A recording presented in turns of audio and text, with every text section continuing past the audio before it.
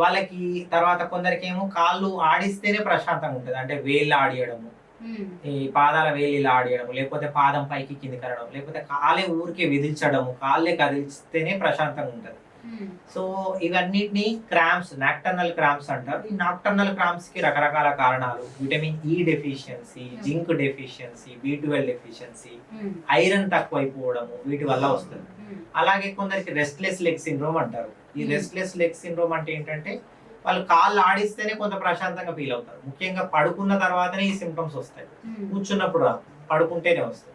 కాళ్ళు ఆడిస్తే వాళ్ళకి కొద్దిగా ప్రశాంతంగా ఉంటది. హ్మ్. సో వాళ్ళకి ఐరన్ తక్కువైతే ఐరన్ ఇవ్వడం. తర్వాత కొన్ని టాబ్లెట్స్ ఉంటాయి.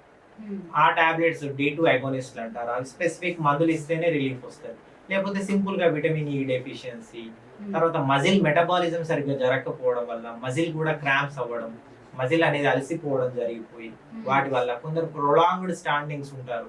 ఇప్పుడు కండక్టర్ జాబ్ చేసేవాళ్ళు, అవును.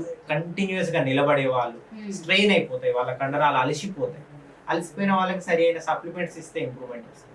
హ్మ్. సో కారణాలు చాలా ఉంటాయి. అది ఏంటి అనేది ఐడెంటిఫై చేయాలి. విటమిన్స్ వల్లనా? మినరల్స్ వల్లనా? హ్మ్. లేకపోతే ఐరన్ తక్కువైందా? లేకపోతే ఇంకేదైనా ప్రాబ్లమా? ఇవి మనము మెటబాలికల్‌గా గూడా కొందరికేంటంటే ఇప్పుడు నేను చెప్పాను గదా! హ్మ్. ఆహారం తీసుకున్నా గూడా వాళ్ళ పేగులు గ్రహించవు.